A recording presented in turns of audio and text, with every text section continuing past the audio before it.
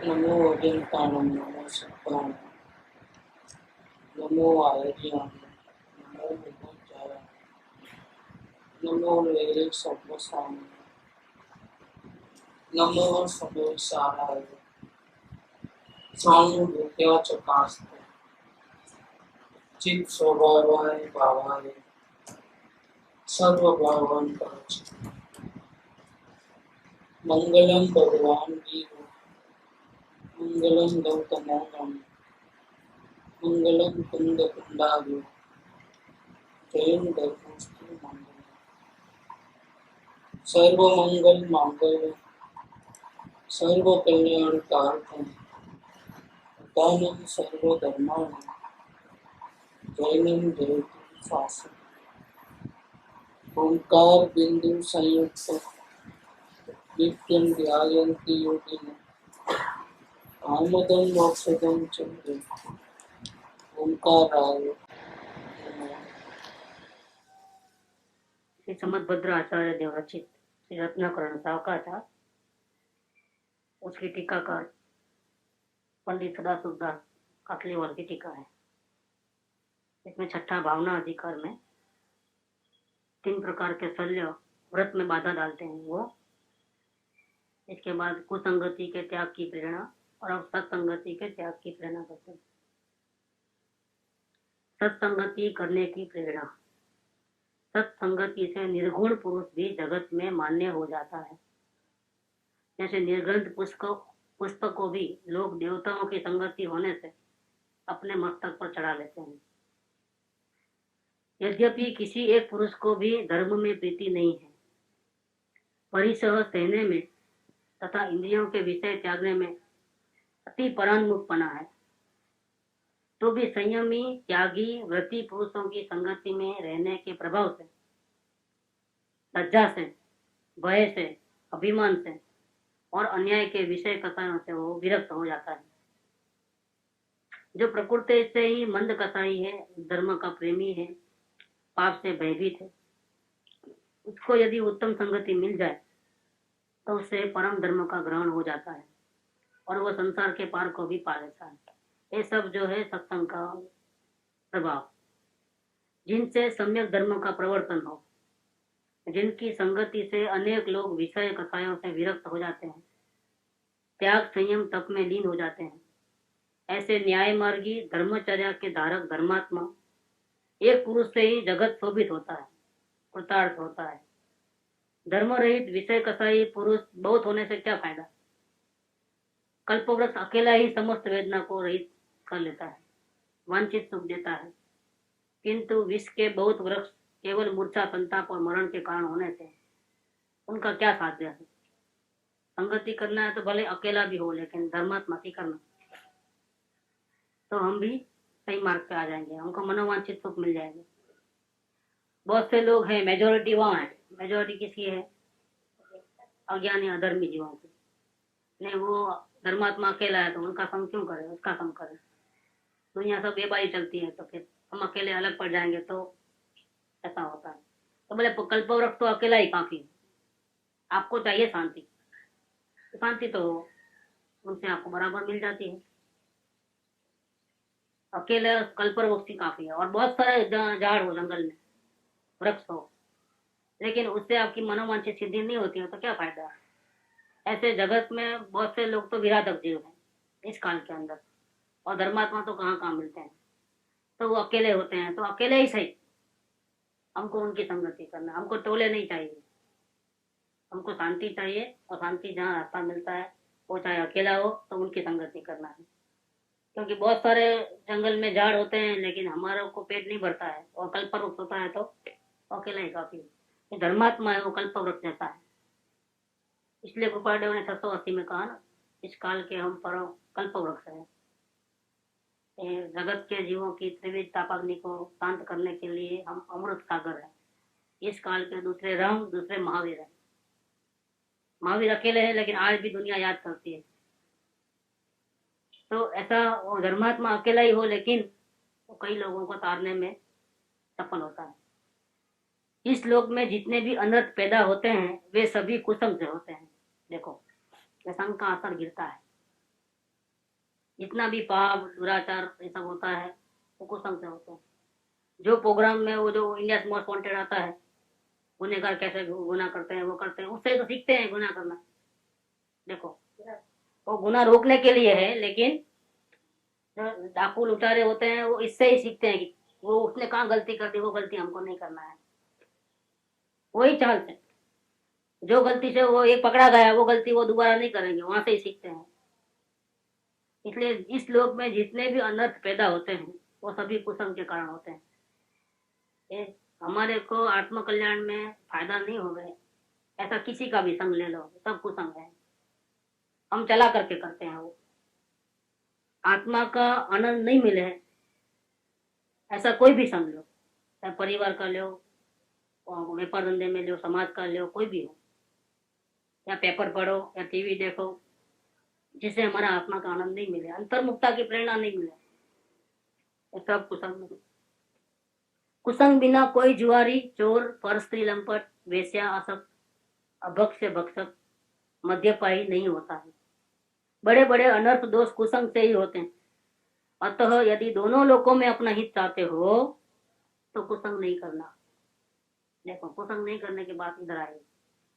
दोनों लोग मतलब इस लोक में भी और भविष्य में भी, परलोक में भी, अगर आप शांति चाहते हो तो कुसंग नहीं करना।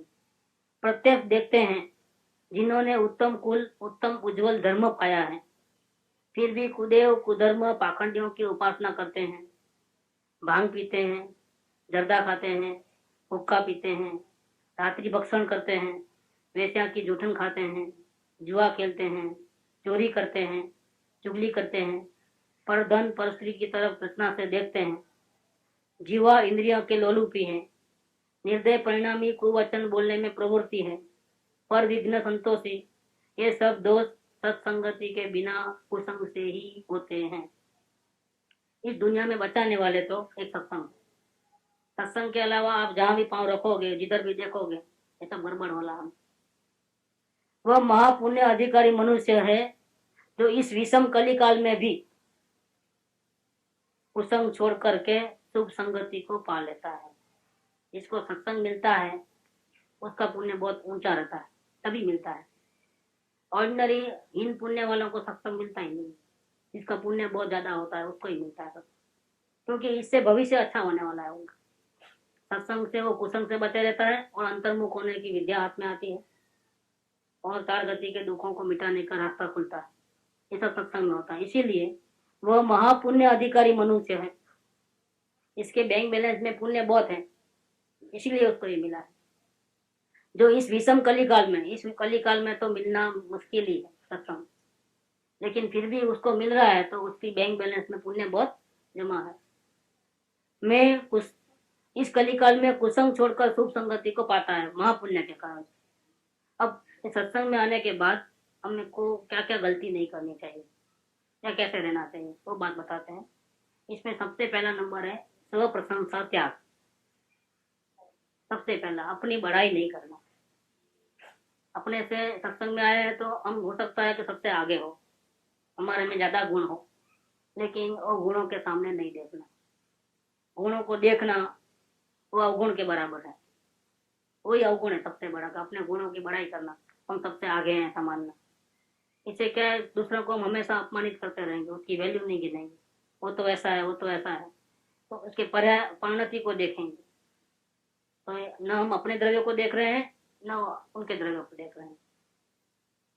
हम अपने द्रव्य को नहीं देखते हैं, इसलिए हमारा उपयोग बढ़ जाता है, और उपयोग बढ़ जाता है तब हम अपनी परिणति को देखते हैं और दूसरों की परिणति को देखते हैं, और ये गड़बड़ हुए बिना नहीं रहेगी, इष्ट अनिष्ट हुए बिना नहीं रहेगी। इसलिए सबसे पहला जो है सत्संग में आने वाले जीव को अपनी प्रशंसा का त्याग कर देना चाहिए।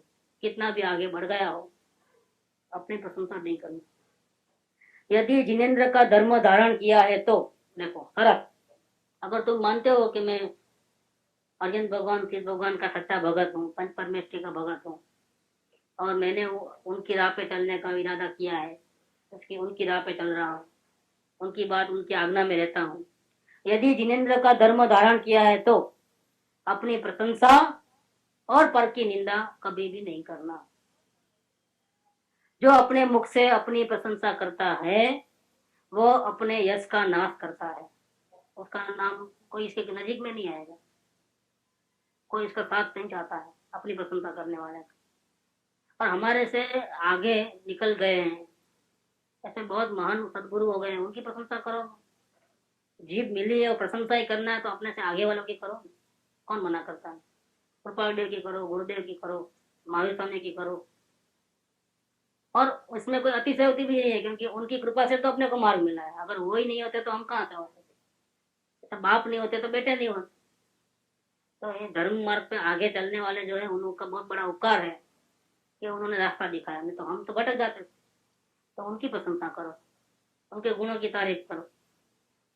लेकिन अपनी प्रशंसा करोगे तो अपने यश का नाश करना बराबर है। अभिमानी के सिवाय अन्य कोई अपनी प्रशंसा नहीं करता है। अपनी प्रशंसा जो करता है वो अभिमानी होता है। अपनी प्रशंसा करने वाला पुरुष तुरंत सम्मान छोटा हो जाता है। वो समझता है कि लोग मुझे सब बड़ा समझेंगे, लेकिन लोगों के ऊपर उसका इफेक्ट दूसरा पड़ता है। वो स्वयं तारीफ करे वो अलग बात है, लेकिन अपन तारीफ करे तो वो लोगों की नजर में उसका इफेक्ट दूसरा है। वो उसको छोटा समझता है कि छोटा इसलिए उसको अपना बड़ापन समझ रहा है। अपनी प्रशंसा करने वाला पुरुष तुरंत सम्मान छोटा हो जाता है, अवज्ञा योग्य हो जाता है, उसकी आज्ञा कोई मानता नहीं है। गुण विद्यमान होने पर भी अपने मुख से कहने पर वह गुण रहित होकर दोषों का पात्र हो जाता है। जिसमें अन्य कुछ भी दोष नहीं हो, किंतु बड़ा भारी दोष तो अपनी प्रशंसा करना है। देखो वो इतना गुणवान हो गया है कि उसमें कोई दोष नहीं है, लेकिन एक फिर भी अवगुण सबसे बड़ा है। कौन सा? खुद की बड़ाई करनी। इससे उसके पूरे सारे गुण जो है उसकी इफेक्ट नहीं आती, उसकी असर नहीं पड़ती। बड़ा भारी दोष तो अपनी प्रशंसा करना है। अपने मुख से अपनी प्रशंसा नहीं करना, ये सबसे बड़ा गुण है। तो गुण गंभीरता होती है। ज्ञानियों को गुण गंभीर, इसलिए ज्ञानी होते ही 8 प्रकार के मत चले गए। ज्ञान मत, जाति मत, कुल मत, बल मत, विद्या मत, ये सब मत नहीं रहता है। ज्ञानी को अहंकार नहीं होता अभिप्राय में, चौथे गुण स्थान में। कि जैसे स्थिरता बढ़ती है वैसे वर्तन में भी दिखाई देता है कि वो अभिमान नहीं करता है। और मुनियार को तो बिल्कुल अभिमान नहीं है, वो तो बाहर में एक्शन में भी नहीं। तो ज्ञानी को जो है ज्ञान दशा पाते ही गुण की प्रशंसा नहीं करता है। और जो मानी होता है उसका मान निकल जाता है। कसाई पूरे अनंतानुमान नहीं खत्म, क्रोध मान माया लोग। दूसरा उनको अपना द्रव्य जैसा है वैसा ही दूसरा द्रव्य दिखता है। तो पर्याय पर्याय में गम चाहे जितने गुण हो, लेकिन वो गुण आए कहाँ से? तो द्रव्य में से आए। द्रव्य गुणधारी है, गुण वाला है, तो वैल्यू हमेशा गुण द्रव्य की रहेगी, पर्याय की वैल्यू नहीं रहेगी। इसलिए चाहे जितना आगे बढ़ेगा तो भी उसकी दृष्टि द्रव्य पे है, द्रव्य को देखा है, तो उसके सामने केवल ज्ञान की भी वैल्यू उसके सामने नहीं है। और दूसरे समझो हमारे से नीचे वाले हैं, उनमें इतने गुण नहीं है, समझो, तो भी वो द्रव्य से तो अपने बराबर ही है। चींटी का जीव भी और हमारे जीव में शक्ति अपेक्षा कोई फर्क, और द्रव्य अपेक्षा सबको देखता है, इसलिए उसको मान नहीं होता है। मान किसको होता है? दूसरे से अधिक समझे तो मान होता है, दूसरे से छोटा समझे तो मान होता है। बैलेंस वाले जीव को मान नहीं होता है। नहीं आता है। तो अधिक अधिक समझने का सवाल इसलिए नहीं है कि शक्ति अपेक्षा है वो भी बराबर है, और छोटा इसलिए नहीं है दूसरे से छोटा इसलिए नहीं कि वो शक्ति अपेक्षा बराबर है। शक्ति से देखोगे तो सब बराबर है। अब मान करने का, अभिमान करने का कुछ रहता नहीं। गुण बड़े हैं लेकिन फिर भी गुण इतने नहीं बड़े हैं जितने द्रव्य में। द्रव्य में तो इससे ज्यादा गुण है, और खुद कौन है? द्रव्य है, परिणति नहीं है। इसीलिए उसको मान भी नहीं होता है और दीनता भी नहीं आती है। दूसरे बड़े नहीं है अपने, परमात्मा भी अपने से बड़े नहीं है, हम उनसे छोटे नहीं है। क्यों? क्योंकि शक्ति अपेक्षा से तो उनके बराबर ही है। इसलिए ना दीनता आती है ना अभिमान होता है। न हम किसी से ऊंचे हैं न हम किसी से नीचे। परमात्मा से भी हम नीचे नहीं, और अज्ञानी से भी हम ऊंचे नहीं, चींटी से भी हम ऊंचे नहीं। द्रव्य अपेक्षा से देखना होता है। इसीलिए अपने मुख से अपनी प्रशंसा नहीं करना वो सबसे बड़ा गुण है। सत्संगी जीवों को खास ध्यान में रखने की बात है। एक तो कुसंग नहीं करना, सत्संग करना, और सत्संग में आए तो ये खास ध्यान में रखना है, क्योंकि सत्संग में ही गुण बढ़ने वाले हैं। कुसंग छोड़ोगे, सत्संग करोगे तो आपका जीवन परिवर्तन होगा, दोष भाग जाएंगे, गुण प्रकट होंगे, तब संभालना है। कृपादेव गिरने का कारण क्या है? तो मैं अब इतना आगे बढ़ गया हूँ ऐसा मालूम होते ही वो गिरे। कहाँ से? 10 में गुणा था, 11 में गुणा था। 10वें गुणस्थान में एक लोभ को छोड़ करके सभी दोष खत्म हो गए। लोभ भी कौन सा? 3 नहीं, वो 3 कसाय वाला नहीं, चौथा पंचदलन का, बाकी सब गायब। अब आया वो उधर 11वें गुणस्थान में, अब मेरे में कोई दोष दिखाई नहीं देता, अब मैं आगे निकल रहा हूँ। गए वहां, पूरी साधना व्यस्त, वापिस मिथ्या दृष्टि, वापिस जन्म मरण के चक्कर में आ गए। इतनी गलती होती है, और उस भूमिका में वो बड़ी गलती है। मुमुक्षु की भूमिका में वो बहुत छोटी गलती, लेकिन इस भूमिका में वो बहुत बड़ी गलती। अपने मुख से अपनी प्रशंसा नहीं करना वो बड़ा गुण है। अपने गुणों की प्रशंसा नहीं करने वाले पुरुष के विद्यमान गुण नष्ट नहीं हो जाते हैं? अगर हम तारीफ नहीं करेंगे अपने, क्या तो क्या हमारे गुण छोटे कम हो जाएंगे? कम नहीं होते हैं कुछ। जैसे अपने तेज की प्रशंसा नहीं करने वाले सूर्य का तेज जगत में विख्याति है, वो कभी तारीफ नहीं करता है अपने प्रकाश की, फिर भी सारी दुनिया उनको, उसके प्रकाश को मानती है और जगत में विख्यात है। यदि स्वयं में गुण नहीं है तो अपनी प्रशंसा करने से उसमें गुणवानपना प्रकट नहीं होता है। कितनी भी तारीफ करो, गुण नहीं है तो गुण प्रकट नहीं हो जाएंगे तारीफ करने से, और तारीफ करने से गुण कम भी नहीं होते हैं। जैसे स्त्री के समान हाव भाव, विलास, विभ्रम, श्रृंगार, अंजन, वस्त्र आदि धारण करके स्त्री के समान आचरण करने वाला नपुंसक स्त्री नहीं हो जाता है, वो नपुंसक ही रहेगा। ऐसे प्रशंसा करने वाले जीव के न गुण बढ़ते हैं न कम हो जाते हैं। आप में गुण विद्यमान भी हो तथा कोई उसकी कीर्ति वखान प्रशंसा करता है तो उत्तम पुरुष तो अपनी कीर्ति सुनकर लोग में लज्जा का अनुभव करते हैं। उनको शर्म आती है कि मेरे तारीफ क्यों करता है वो, मेरे से आगे तो कई पद परमेष्ठी हैं, मेरे गुरु मेरे से आगे हैं, तो मेरी प्रशंसा क्यों करते हैं? उनको अच्छा नहीं लगता है। भले वो सामने वाले को फायदा होता होगा, लेकिन उसको खुद को तो लज्जा का अनुभव होता है।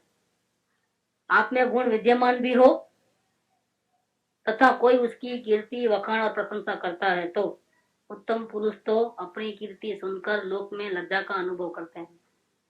सत्पुरुषों को अपनी कीर्ति अच्छी नहीं लगती है और नाक के मेल बराबर है उनके लिए पुण्य, अच्छे संयोग, कीर्ति ये सब दुखदायी है, पसंद नहीं करते हैं। जमेला खड़ा हो जाता है। वह तो अपनी कीर्ति सुनकर अत्यंत लज्जित होकर आत्मनिंदा ही करता है। देखो, अपने अपने को निंदा करता है अपनी। अगर कोई उसका प्रशंसा करता है तो अपने आप में वो अपनी निंदा कर लेता है कि मैं संसारी अनेक दोषों से भरा हुआ हूँ, अभी मैं सिद्ध भगवान थोड़े हुआ हूँ, अभी तो 8 कर्म विद्यमान है। घाती में जो मिथ्या तो गया है, बाकी तो सब बाकी घाती अघाती सब। मैं संसारी अनेक दोषों से भरा हूँ, लोग मेरी प्रशंसा करके मेरे ऊपर बड़ा भार रख रहे हैं। ये भार रखने का कारण क्या है? जैसे सबकी प्रशंसा के तारे बन जाते हैं, आंखों के तारे, अब उसको जबरदस्ती गुणवान बनना पड़ता है, नहीं तो फिर वापिस वो हमारे को गालियां देना शुरू कर देंगे। देखो, ये बोझ हो जाता है। हमारे सर पे जिम्मेदारी है तो हम उसको निभाना चाहिए। भी किसी ने अब ये तारीफ कर ली कि वो कभी झूठ नहीं बोलते हैं, तो फिर हमको झूठ बोलते वक्त विचार करना पड़ेगा। अगर लोगों के सामने झूठ हमारी पकड़ा गया तो हम परेशानी में हो जाएंगे। ये लेना देने के बराबर है। आप कर्ज लेते हो तो देना भी। लेकिन जो उसके गुण की तारीफ करना, तो उसको अंदर में तो मालूम है मैं कहाँ तक पहुँचा हूँ क्या है, तो उसके भी बहुत तकलीफ होती है। वो तो बात सही है। वो क्या बोल रहे, आप में गुण विद्यमान भी हो, नहीं हो और तारीफ करे, वो तो सवाल नहीं है। आप में वो गुण है और वो तारीफ सही कर रहे हैं तो भी वो गड़बड़ है। गुण नहीं है वो तारीफ करे, वो तो बेकार बात है। लेकिन गुण भी है आप में वैसे और वो तारीफ करते हैं तो भी ज्ञानी पुरुष को बहुत तकलीफ होती है, क्योंकि वो कर्जा लेना नहीं चाहते, लोन, और वो जबरदस्ती दे देते हैं, ले लो भैया आप, और फिर उसको संभालना वो बोझा है। ये जो लिया है ना, वो बोझा बहुत बढ़ जाता है। ये बात, वो अपनी कीर्ति सुनकर अत्यंत लज्जित होकर आत्मनिंदा ही करता है। और फिर फ्रीली नहीं घूम सकते। बड़े बड़े कलाकार है, क्रिकेटर है, वो फ्रीली घूम सकते? नहीं घूम सकते, क्योंकि हमेशा वो लोगों की नजर में रहते हैं। प्रशंसा बहुत ली है तो उसको अपनी प्रशंसा के अनुकूल देना पड़ेगा। वो अगर ऑर्डिनरी रहा, इधर गलती भूल से भी कर लिया तो लोग इतनी गालियां बरसाते हैं उसके ऊपर, वो गलती नहीं कर सकते। जिसकी प्रशंसा नहीं हो चाहे जितनी गलती करे, लेकिन उससे तो एक भी गलती नहीं होनी चाहिए, ऐसा लोगों का ख्याल है। तो अपने आचरण को संभालना पड़ता है, वो बोझा है बहुत बड़ा। सहजता नहीं रहती है वहां पर, जबरदस्ती उदासीनता में रहना, जबरदस्ती ऐसा। वो हंसे तो मरे क्या, वो उसने हंसना गुनाह है उसके लिए। वो धर्मात्मा है ना, तो उसको तो हमेशा उदासीन चेहरा रहना चाहिए, ऐसा हो जाए। मजाक नहीं कर सकता, हंसी नहीं कर सकता, घूम फिर नहीं सकता। क्यों? तो लोगों ने उसको चढ़ा दिया छपड़े पे, आप तो धर्मात्मा हो, बस हो गई बात। तो ये तो अपनी निंदा करता है उल्टा, ऐसा जब होता है तो बोझा है बहुत बड़ा। वह तो अपनी कीर्ति सुनकर अत्यंत लज्जित होकर आत्मनिंदा ही करता है कि मैं संसारी अनेक दोषों से भरा हूँ, लोग मेरी प्रशंसा करके मेरे ऊपर बड़ा भार रख रहे हैं। प्रशंसा योग्य तो वे हैं जो आत्मा की परम विशुद्धता के इच्छुक होकर मोह काम क्रोध आदि पर विजय प्राप्त कर चुके हैं। जो विजय पा लिए हैं दोस्तों के ऊपर, वो प्रशंसा के योग्य है। हम संसारी राग देश में व्याप्त, इंद्रियों के विषयों के दास, परिग्रह में आसक्त, अति निंदने योग्य ही है। हमारे को तो जितनी गालियां दे उतनी कम। जिनकी एक घड़ी भी प्रमादी पने से धर्म रहित व्यतीत होते हैं, एक घड़ी भी, हाँ, पूरा जीवन नहीं, एक घड़ी भी, जिनकी एक घड़ी भी प्रमादी पने से धर्म रहित व्यतीत होती है, वे जगत में महामूढ़ है, निंद्य है। क्या तारीफ करना आपने। एक घड़ी भी जो ऐसा करता है, धर्म रहित रहता है, वो तो कैसा कहा, महामूढ़ कहा। तो चौथे गुणस्थान वाला आ ही गया इसके अंदर। कल रात में यही हाँ? जिनकी एक घड़ी भी, एक घड़ी मतलब अंतर्मुख, अंतर्मुख का भी आधा, 25 मिनट समझ लो आप। 25 मिनट भी वो अनुभव के बिना रहता है आत्मा को, 25 मिनट, 25 मिनट में तो बहुत निंदा करने योग्य है। तो महामूढ़ है, मूर्ख, पागल लोग है, पागल है वो। एक दिन तो बहुत 25-25 मिनट हो गए। एक दिन में 24 घंटे होते हैं, उसके 25-25 मिनट के हिसाब से करो, 30 कम से कम 30 हो जाएंगे, 30 टुकड़े हो जाएंगे। इसमें से 25 मिनट से ज्यादा अगर आत्मा अनुभव से दूर रहा समझो, तो उसकी निंदा करने योग्य है, उसकी प्रशंसा करने योग्य नहीं। अंतर्मुख होना और आत्मा का अनुभव करना, ये मिनिमम एक एक घड़ी में हो। इससे ज्यादा प्रमादी रहे तो उसकी प्रशंसा करने योग्य नहीं। हाँ, कुछ भी हो, नींद आए तो आपका लोग भी रो गए। नींद क्यों आती है? जब परमात्मा बनने का अवसर आया है, जन्म मरण से छूटने का अवसर आया है, तो फिर नींद क्यों आती है? आपको फॉरेन जाने का प्लेन पकड़ना है तो नींद नहीं आती है फिर क्या? तो कुछ बहुत बड़ा जंगल में फंस गए हो तो नींद नहीं आती है, क्या होगा क्या होगा क्या होगा, ऐसा होता है। हम जिस घर में रहते हैं उसमें अजगर घुस गया है एक बड़ा, अब बोलो रात को नींद आएगी? नहीं आएगी, नहीं, सो नहीं पाओगे आप। सब दोस्त है, टोटल दोस्त है। फिर तो फिर अपन आधे अधूरे हैं तो फिर प्रशंसा के योग्य कैसे हो गए? हम दुकान में टाइम वेस्ट करते हैं, पेपर पढ़ने में होता है, टीवी देखने में होता है, और विषय कसायों से भरे पड़े हैं, परिग्रह बढ़ाने में पड़े हैं। क्या क्या हम गुणवान, हम गुणवान कहाँ, क्या कहाँ क्या गुणवान हो गए हैं? और फिर लोग हमारी तारीफ करते हैं तो उनकी अपेक्षा से हम आगे होंगे, लेकिन हमारी नजर में हम कैसे हैं? अपने से नीचे वाले तो अपनी तारीफ करेंगे, लेकिन तारीफ लेते क्यों हो? भैया हम तो बहुत अधूरे हैं, हमको तो वो दशा चाहिए, पूर्ण निर्दोषता चाहिए, निरंतर आत्मा में रहना है। हम निरंतर आत्मा में नहीं रहते हैं, ये हमारी गलती है। इसलिए हम आपकी प्रशंसा, आप हमारी प्रशंसा करते हो, लेकिन हम योग्य नहीं होते। जब हम भगवान बन जाएंगे तब हमारी प्रशंसा करना, क्या अभी नहीं करना, तो बचे रहोगे। इसके बदले हम तो ज्ञानी हो गए, हम सबसे ऊंचे हो गए, तो गिरोगे गिरोगे गिरोगे, कैसा भी गिरना ही पड़ता है। ये बात है।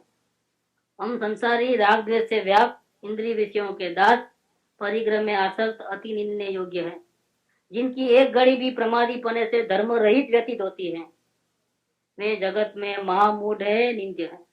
क्या तारीफ करना। इसलिए सत्संग में आने वाले जीव की बहुत बड़ी जिम्मेदारी है, अपनी तारीफ नहीं सुनना, अपनी तारीफ करना भी नहीं, बच्चे में आते बोझा हो जाएगा बेकार का। फिर अपने को संभालना बहुत मुश्किल है। फिर हम धर्म करेंगे या हमारा एक्शन जो होगा दूसरों को अच्छा लगता है कि नहीं लगता है वो देखेंगे। उसने तारीफ की थी, फिर उसके सामने तो झूठ नहीं बोलना है, उसके सामने मजाक नहीं करना है, उसके सामने ऐसा नहीं करना है, ऐसा हो जाता है। अपना पहले मन देख के दूसरे से ऐसा आता ही है। बहुत गलत असर आता है। ये ऊंचे चढ़ने के बाद नीचे गिरना बहुत मुश्किल मुसीबत की बात होती है। जितना सुख लगता है ना अपनी तारीफ सुनते वक्त, उतना फिर गालियां जब मिलेगी ना तब इतने ही दुखी हो जाओ। वो तो अपनी बात चली कि एक छोटा सा सुख मिलता है, इंद्रियों का सुख। जितना बाल के ऊपर पानी चिपका रहता है उसका असंख्य हिस्सा समझो, उतना इंद्रिय सुख मिलता है। उसकी चाहना करने वाले जीव को दुख कितना मिलता है।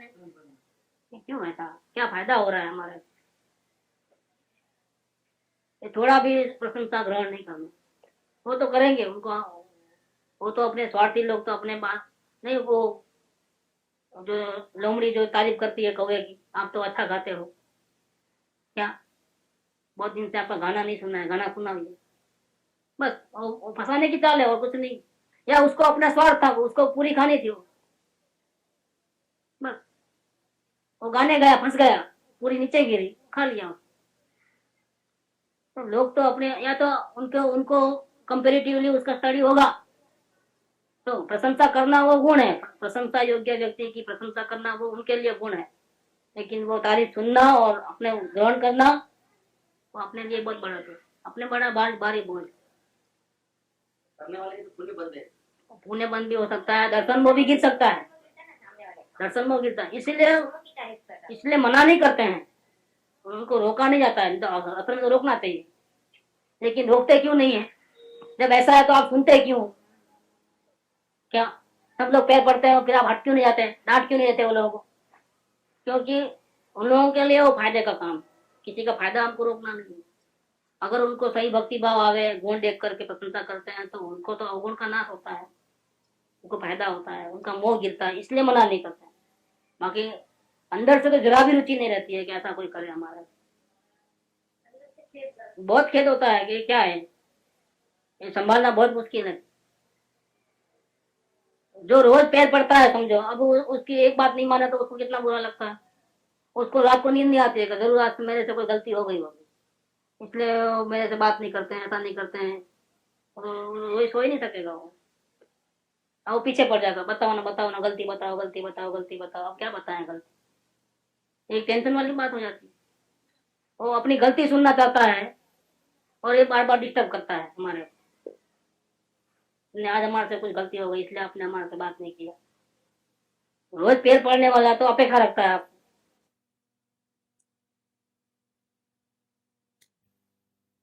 तो हम इतने आगे बढ़ गए हैं, तो बताने का भाव है तो बहुत बड़ा गड़बड़ है। कि हमको तो इतना अच्छा वेदन आ रहा है, थोड़ा सा चलते ही वेदन आ जाता है, हमको तो कोई तकलीफ नहीं पड़ती है, ये सब के सामने ऐसा बोलना होता है तो बहुत बड़ा गड़बड़ है। ये स्व प्रशंसा हो गई। इससे क्या होगा, खुद को तो गिरना होगा ही होगा, लेकिन दूसरे जो अपने नीचे वाले हैं उसको जलन हो जाती है। अरे वो तो जल्दी कर लिया, फिर हम क्यों नहीं करते हैं। और वो उनको गुरु तो बहुत सपोर्ट करते हैं और हमको नहीं करते हैं, इसलिए गुरु का आशीर्वाद हमको कम है, इसलिए ऐसा हो रहा है। गड़बड़ हो जाती है बहुत बड़ी। उनको हुआ अपनी योग्यता से, गुरु ने कुछ किया नहीं, गुरु ने आपको भी वही रास्ता बताया, उनको भी वही रास्ता बताया। अब उनको हुआ है तो इसमें आपको, लेकिन वो नहीं समझ पाते हैं। ये बातें सुन करके वो लोग जलन में आ जाते हैं, कोई अपने आत्मनिंदा में आ जाते हैं, डिप्रेशन में आ जाते हैं कई लोग कि वो तो हमारे पीछे आए और आगे निकल गए और हमको वहां के वहीं रह गए और हमारी गलती कोई बताता नहीं। सब हर जगह वो हो जाती है कि सत्संग को रूप बदल जाता है। सत्संग नहीं रह करके कुसंग हो जाता है, क्योंकि वहाँ फायदा नहीं होता है। ऐसे वातावरण में फायदा नहीं होता है, आत्मा का कल्याण नहीं होता है कुछ। ये सब बहुत से कारण बनते हैं। इसीलिए सत्संग में आने वाले जीव का खास ध्यान रखने का है कि अपनी प्रशंसा अपने मुंह से कभी नहीं करना। बताना है तो दोष बताना, गुण कभी बताना नहीं। गुण तान दबाओ, ये बात बताना। कुसंग का त्याग वो तो है, कुसंग का त्याग सत्संग करने से क्या फायदा है वो बताया। ठीक, और अभी जो है सत्संग में आने वाले जीव को क्या ख्याल रखना है कि अपनी प्रशंसा कभी भी नहीं करना है। कोई करे तो भले ही करे, लेकिन वो अपन लेना नहीं हो प्रशंसा,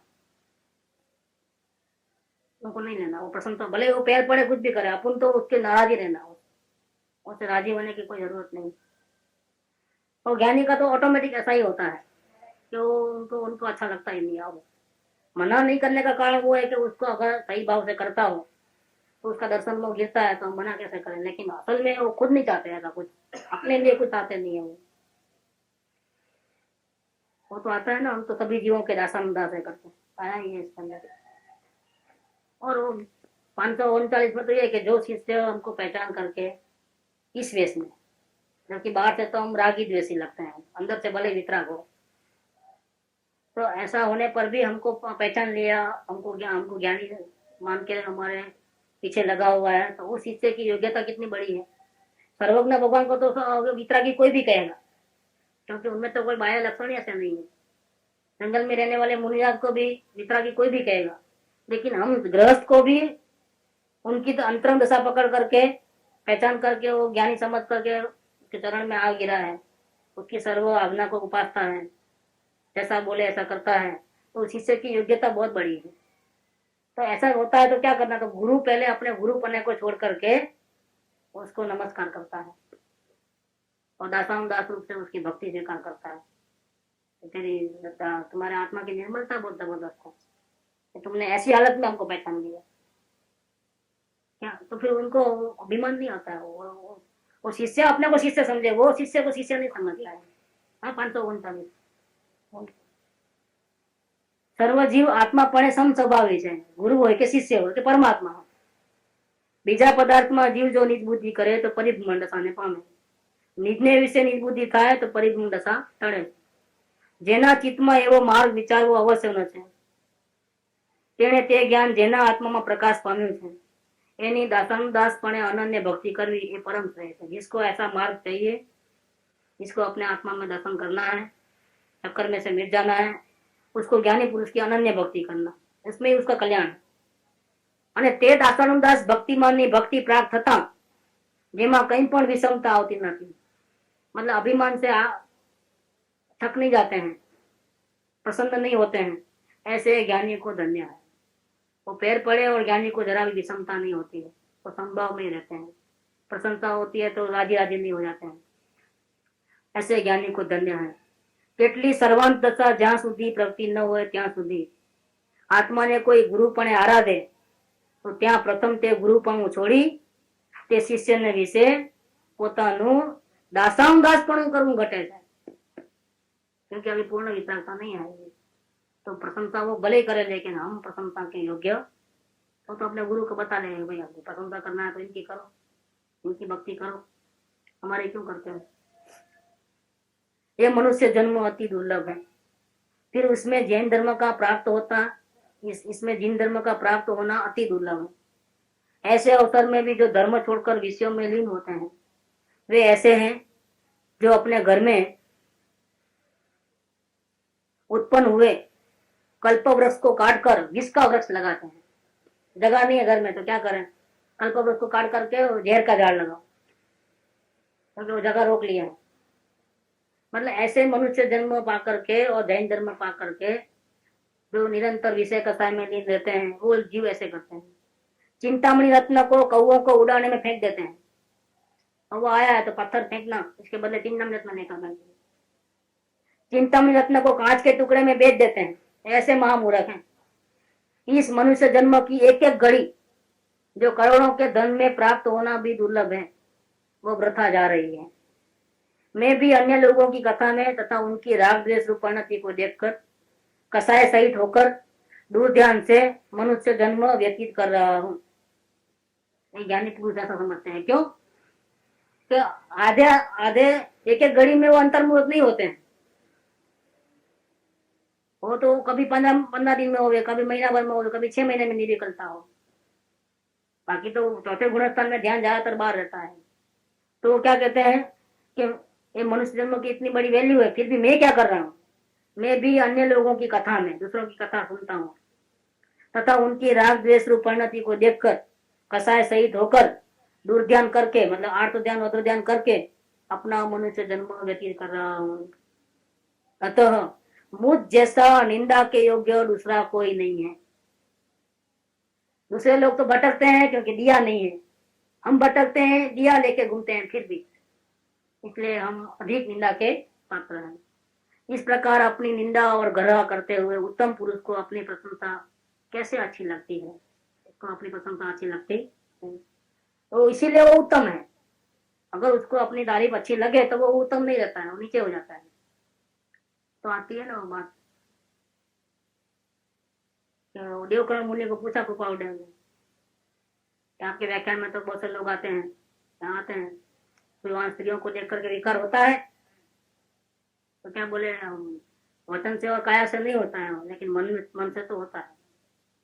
तो फिर कृपालदेव ने क्या कहा, तो फिर आप साधु नहीं हो, और साधु है और साधु नहीं हो ऐसा कहे तो बहुत तकलीफ हो जाए।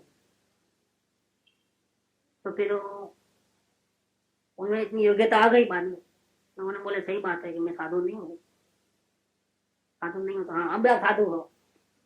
क्या बोले, अब आप साधु हो, क्योंकि आप साधु का वेश में होने पर भी दुनिया भले आपको माने लेकिन आप नहीं मानते हो। तो लघुराज स्वामी का दूसरा पॉइंट था। देवकर्ण मुनि ने सामने प्रश्न किया, उनको तो अभिमान था, फिर आपको हीरे जवाहर का धंधा करते हो तो फिर आपको मोह नहीं होता है क्या? नहीं, हम तो उसको कालकूट विष के तरह देखते हैं, हमको मोह नहीं होता है। हम हीरा हाथ में लेते हैं तो हमको कांच के बराबर लगता है, हमको जहर लगता है।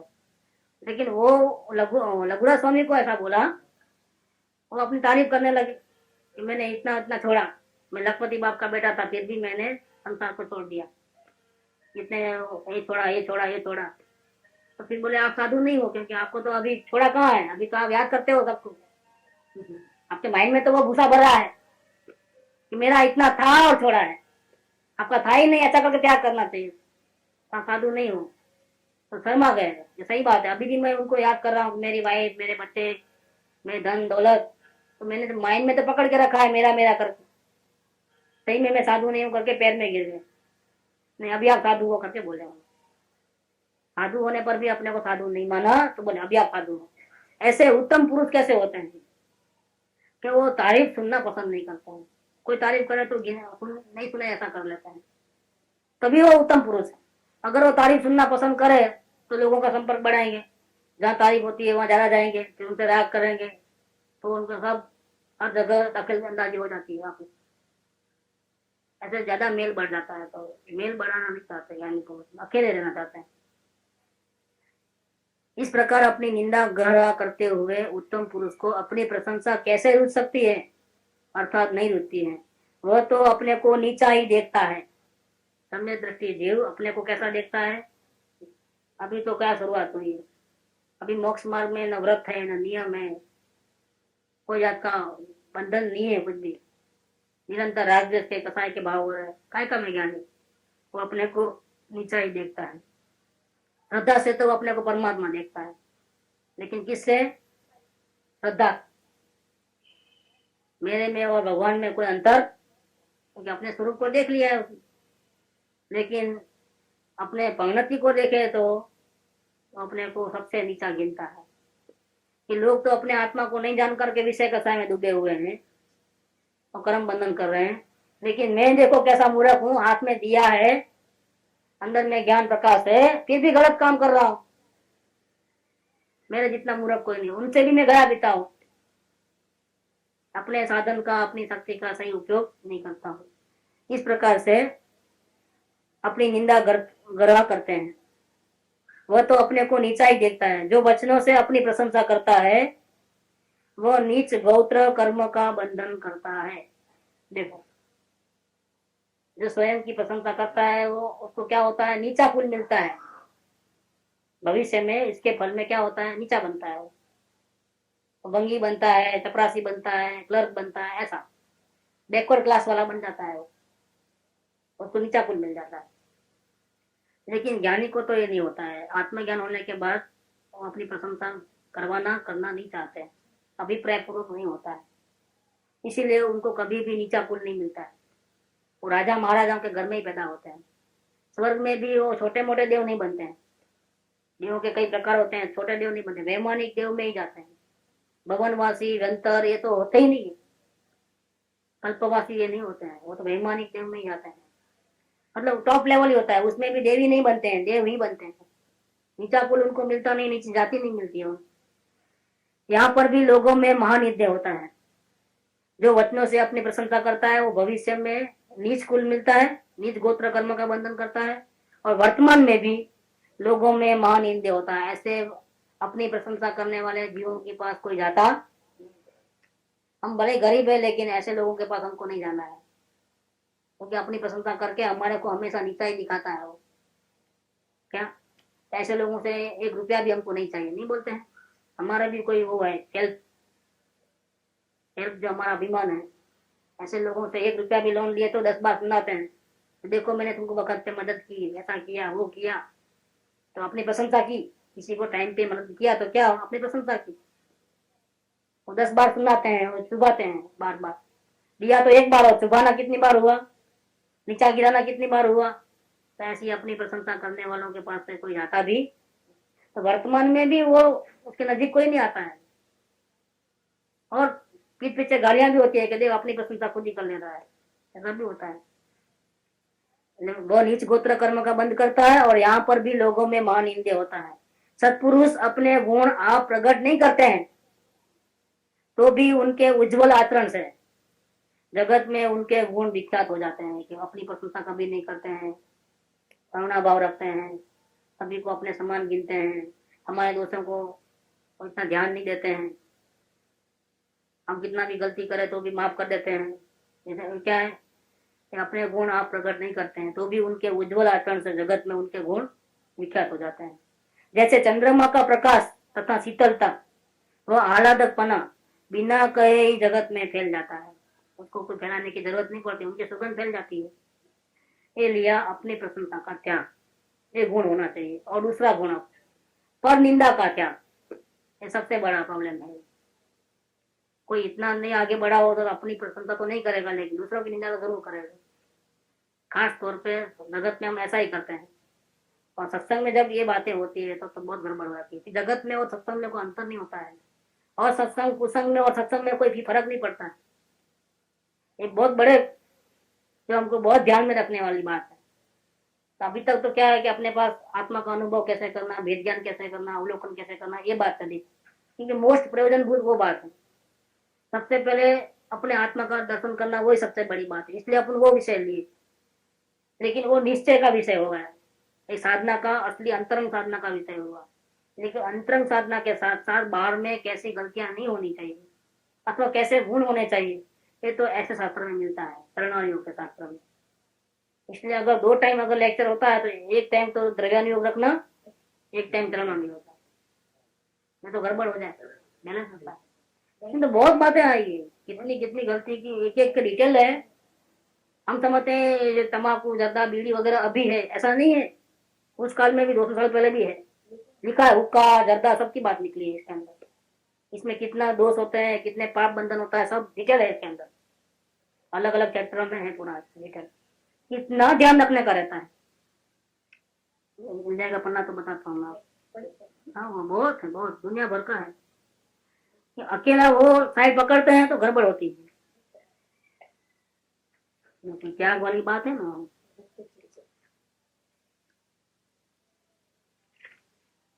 असत्य वचन त्याग, चोरी त्याग, परिग्रह त्याग, बहुत बहुत दुनिया भर का है इसके अंदर। तो साधना तो अपने को अंतरंग की करना ही है, लेकिन साथ में अगर ये रहा शरणागत योग बहुत जरूरी है। और आपने ये गलत नहीं काम करना वो बताया, और गुण कैसे होते हैं वो बताया है, ज्ञानियों का कैसा होता है वो भी बताया है।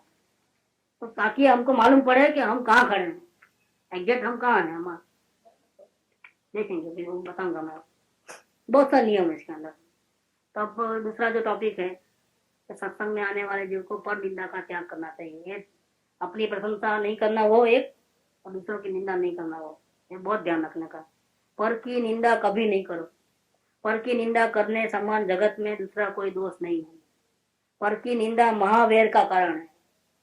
आप निंदा करोगे तो उस टाइम में तो अंग्यात पकड़ा गया तो कुछ नहीं बोलेगा, लेकिन उसके दिल में ऐसा आएगा अब आप गलती करना मैं बताऊंगा क्या, तो मन में गांठ बांध लेता है। हमारा भी मौका है, अवलोकन तो अंतरंग साधना का सबसे बड़ा काम है। एक अवलोकन करो, करोड़ों दोषों से मुक्त हो जाओगे, क्योंकि वो तो ज्ञान की आराधना है। इसलिए हम प्रमुखता उसके ऊपर देंगे और सहज मात्रा में होगा, वो करने धरने की जरूरत नहीं। ये तो बात इसलिए बताइए कि जो सही चले हो तो ऐसा होना चाहिए। अंतरंग में सही अवलोकन हुआ है तो आप में ये दुर्गुण नहीं होना चाहिए। अगर अवलोकन भी करते हो साथ में ऐसी भी गलतियां होती है तो समझना अभी आप में कमी है, अवलोकन सही नहीं हुआ है, अभी आपको इतना दर्द नहीं है, जन्म मरण का भय नहीं लगा है अभी इतना, इसलिए साथ साथ में गलतियां भी होती है। अवलोकन थोड़ा थोड़ा करते हो, साथ साथ में गलतियां भी बहुत करते हो, तो वहां के वहीं रहोगे, लंबा टाइम निकल जाएगा और कभी गिरना भी हो जाएगा। सही अवलोकन करने वाला, सही वेद ज्ञान करने वाले को ये सब गलत नहीं होती है। पर की निंदा कभी नहीं करो, पर की निंदा करने समान जगत में दोष नहीं है। पर की निंदा महावेर का कारण है, दुर्ध्यान का कारण है, कलह का कारण है, झगड़े पंचायत, आर्त ध्यान रौद्र ध्यान, भय का कारण है। पर की निंदा करोगे तो आप भयमान हो गए, क्या मैंने उसको सबके बीच में उतार दिया था, और वो मौके की तलाश में होगा तो उसको हमेशा भय रहता है कि मैं संभल के चलूँ। अगर मैं गलती किया तो वो सबके बीच में मेरी खींच लेगा, मेरे को नीचे उतारेगा। उसको पता रहता है, क्योंकि वो ऐसा करता है तो वो सामने वाला भी ऐसा करेगा। जगत में जैसे को तैसा मिल जाता है तो उसको डर रहता है, उसने गलती की है, डर रहता है जरूर। दुख, शोक, पश्चाताप, विसंवाद और अप्रतीति का कारण है। पर की निंदा करने वाले जीवों के ऊपर कोई विश्वास नहीं करता है, अपनी बात नहीं सुनाते हैं कोई, क्यों? सबके बीच में अपनी पोल खोल देगा, इसलिए उसको कोई बात बताना नहीं, उसके ऊपर कोई विश्वास भी नहीं करता है। और दुख का कारण है, शोक, पश्चाताप और विसंवाद और अप्रतीति का कारण है, निंदा का कारण है। पर की निंदा करने वाला अपने धर्म का, अपने यश का और अपने बड़प्पन का नाश करता है, अपनी शांति को भी खो देता है, अपना जो इज्जत है वो भी गंवा बैठता है, और अपनी बढ़ाई जो है, मोटा ऊंचापन है, उसको भी नीचा कर देता है। एक जबान में इतना बड़ा दोष है। जो पर के दोष प्रगट करके स्वयं निर्दोष बनना चाहते हैं, ये दूसरे के द्वारा औषधि सेवन कर लेने से अपना निरोगीपना चाहने वालों के समान है। दवा वो खाए और रोग हमारा दूर हो जाए, ऐसा तो कभी होता? वो ऐसा समझते हैं कि दूसरे के दोष बताने से हमारे दोस्त छिप जाएंगे, या ऐसा होगा कि देखो हम अकेले थोड़े करते हैं, वो भी तो करते हैं। ऐसा करके अपने दोस्तों का बचाव करने का रहता है। इसके पीछे अभिप्राय क्या रहता है?